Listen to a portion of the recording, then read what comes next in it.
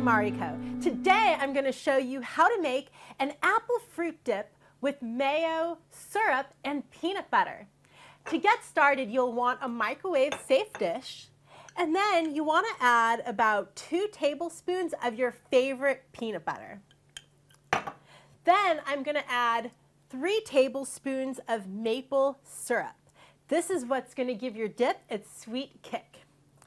Now I'm just going to put it in the microwave for 15 seconds. To my peanut butter and syrup mixture, I'm going to add a 1/4 cup of mayo. You could also use a non-fat or plain Greek yogurt to this recipe instead to make it a little bit healthier.